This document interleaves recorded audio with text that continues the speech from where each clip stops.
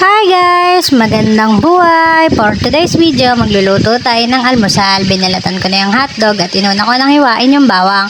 Ngayon, susunod, hihiwain ko naman tong hotdog na to. Pa-slice para madaling maluto.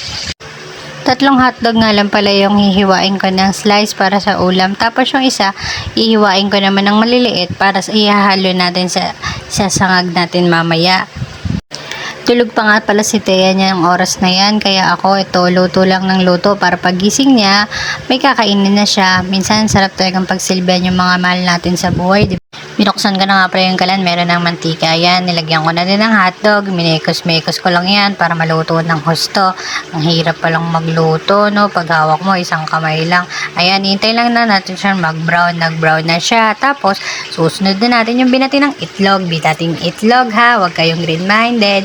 Tapos, pipituhin lang natin yan. Yan kasi yung mga favorite ni Thea ang niluluto ko. Tapos, lalagyan ko na yan ng paminta. Lalagyan ko na ng betchin.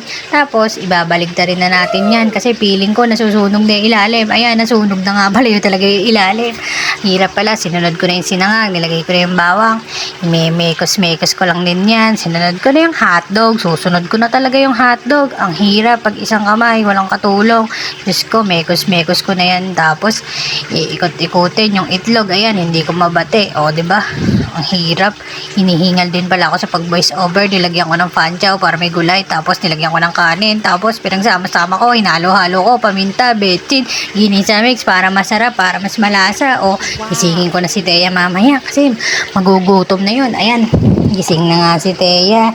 Sabi niya, tuwan-tuwa siya at meron siyang almusal. Ang sarap daw. Favorite daw niya to. Minsan, kahit anong lasa ng luto mo, basta ang anak ko ang kumain, walang hindi masarap dyan. Pasalamat nga ako dyan kasi kahit ganyan yan, na-appreciate niya yung mga maliliit na bagay. Nakakatuwa nga lang yung anak kong yan, hindi maselan yan kahit ano kinakain yan. Dati ang liit-liit pa yan, ngayon Diyos ko, kasing laki ko na, mas malaki pa nga ata sa akin Bye bye guys, yun lang. Salamat po sa pananood. Hidup tidak berarti bila tak ada kamu. Kamu adalah inspirasiku. Kalau kangen suaramu.